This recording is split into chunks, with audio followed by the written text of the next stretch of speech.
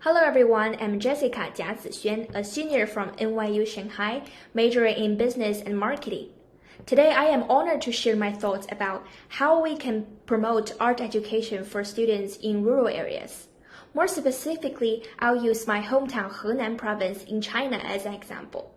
I deeply resonate with this topic personally, because I am not only a business major student, but also someone who has personally witnessed, experienced, and cared about the challenges and opportunities in rural education, especially in arts. The core of my discussion today is United Nations Sustainable Development Goals 4, which is about ensuring quality education for all. Here is the table of content of my speech today. I'll demonstrate how art education can play an active role in this goal, and how we can use marketing thinking and strategies to overcome the challenges faced by rural areas in this field. Let's learn more about the global context first. The United Nations promotes Sustainable Development Goals 17, focusing on strengthening global partnerships to support and achieve the 2030 Agenda for Sustainable Development. It emphasizes collaboration between governments, the private sector, civil society, and other stakeholders to mobilize resources, share information, and promote sustainable development, and to ensure that all nations can achieve the 17 global goals together. Among them, SDG 4, Quality Education, focuses on ensuring inclusive and equitable quality education for all by 2030. It highlights lifelong learning opportunities, aiming to provide access to quality primary, secondary, and higher education for children as well as adults, regardless of gender, income, or background. However, according to the report from UNESCO, there are still about 244 million children around the world who don't have access to quality education. The problem is especially severe in places like sub-Saharan Africa, where nearly 98 million children are out of school. These figures are all reminders for us about why SDG 4 is so important. It's about closing these education gaps everywhere around the world, whether in Africa or right here in Henan and in China. When it comes to Henan, it is one of China's largest agricultural centers, and there are about 1.73 million left behind children not attending compulsory education here. About 11.58% of the students at this age. That's a very huge portion of the student population. Among all kinds of education methodologies and goals, I pay special attention to art education. And in fact, here in Henan, art education is seriously lagging behind. Children deserve more than just the basic knowledge of literacy or numeracy. They need access to creative outlets just like art, including literature, poetry, music, painting, dance, and so on, which all help them develop cognitive, emotional, and social skills. This is where we need to step up and make a difference. But why is art education so important, and why do I use it as the focus of my research? Well, this draws to the significance and value of it. Research shows that students who participate in art education perform 20% better in subjects like math and reading. Besides, art education also has positive impact on children's language understanding and expression skills, leading to improvement in their reading performance. Also, these students are 9% more likely to graduate from high school. According to another report from UN, students involved in art-centric programs showed a notable decrease in disciplinary problems. This shows that art education isn't just about creative expression.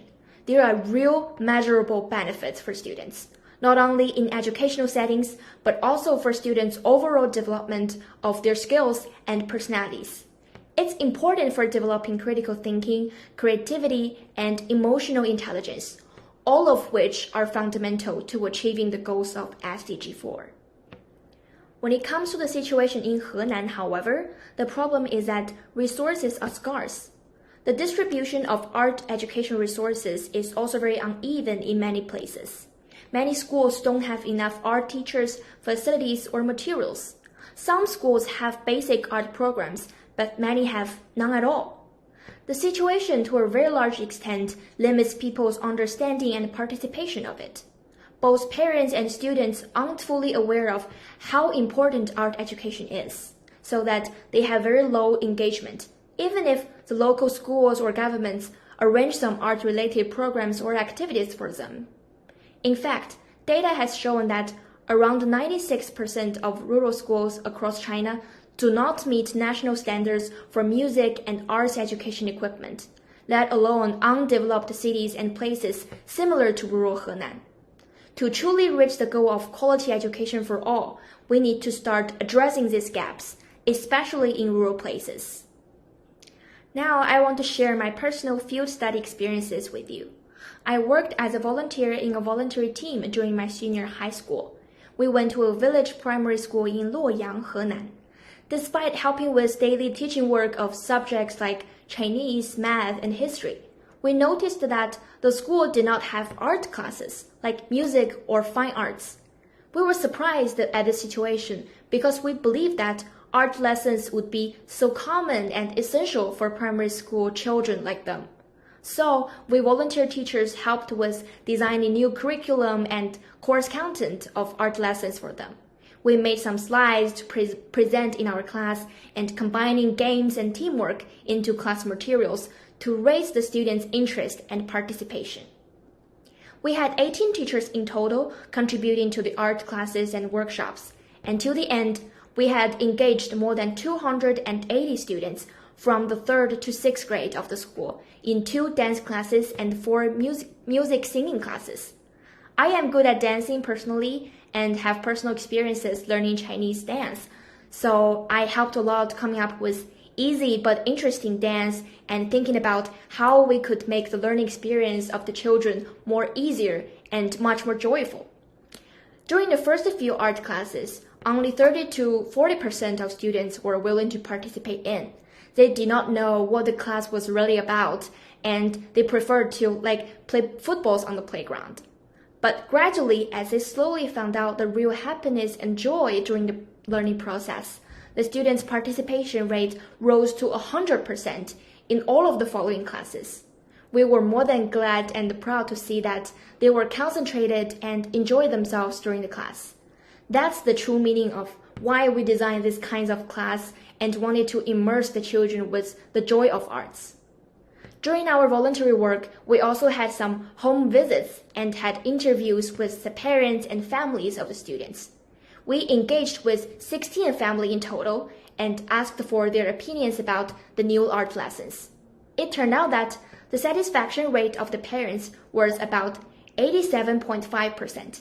Their feedback and attitudes showed that some of the parents had already started to pay attention to their children's overall development, and they also believed that arts would be beneficial to their children. Meanwhile, the Chinese art education market is growing rapidly, especially through social media platforms like Weibo and Douyin, the Chinese TikTok. In fact, by 2023, the market was worth 160 billion Chinese yuan, with platforms helping to promote traditional Chinese arts like calligraphy. There's so much potential to tap into here. If we can use marketing strategies to raise awareness and build support for rural art education, we can definitely make a bigger impact and expect some great changes. We are not alone in trying to solve these problems. There have been a lot of international examples and practices we can draw our inspirations from. For instance, the Wuxing calligraphy classroom in Henan, the program has set up more than 100 classrooms in Henan, benefiting nearly 20,000 students. On a global scale, we see brands like IKEA and Lego partnering with organizations like UNICEF to support children's education worldwide. These companies have raised millions of dollars and helped improve educational opportunities in underprivileged areas. Now, let's think about this from a marketing perspective. Maybe we could get similar partnerships going in Henan as well. Take Shuanghui as an example. It is a local meat production company in Henan with strong corporate social responsibility. In recent years, Shuanghui has donated over 30 million Chinese yuan to help poor students and build new schools in Henan. Within the company, Shuanghui has issued more than 20 million yuan of scholarships to the children of more than 7,800 employees. And in fact, Shuanghui has been donating in charity programs for a very long time, and they pay special attention to the education industry. Learning from this, we could encourage more local brands and corporates to found art education programs or donate teaching materials. It's all about making the right connections and showing this business the value of investing in education. So, where do we go from here? I have a few suggestions. First of all, training art teachers is very crucial. If we can train more teachers, we can significantly improve the quality and reach of art education. The teachers can also play important roles in raising the awareness of both the students and parents. Besides, we can promote more public welfare art activities. For example, organizing free art workshops in rural areas can give children first-hand exposure to the arts, in which they are more willing to participate. More importantly, we need to make full use of social media promotion. As I mentioned earlier, for instance, in China, platforms like Weibo and Red are already full of art education discussions. We can use these platforms to raise social awareness, share success stories, and engage with the public. We can also recruit a wide range of social volunteers, and in the process, we can also work with some KOLs, invite them to visit schools or participate in real volunteer education and teaching work, and then share their personal experiences on social media platforms so as to use their online influence to broaden the audience coverage of art education in rural places. Additionally, governments and schools can also play a part in collaborating with local cultural tourism sites. For example, in Henan, there are a lot of tourist attractions such as Shaolin Temple, White Horse Temple, and Qingning River Park. They are all ideal places to conduct art and culture lectures, allowing children to deepen their understanding through in-person visits and experiences. To wrap up, art education has the power to change lives. It's not just about learning how to draw or play music. It's more about giving students the tools they need to think critically, solve problems, to appreciate the beauty in their life, and grow up and then succeed. By leveraging marketing strategies, we can also help to close the educational gap in rural areas, just like in Henan. This isn't just a local issue. It's part of the global effort to achieve SDG 4 and ensure quality education for all. Thank you all for your attention and listening.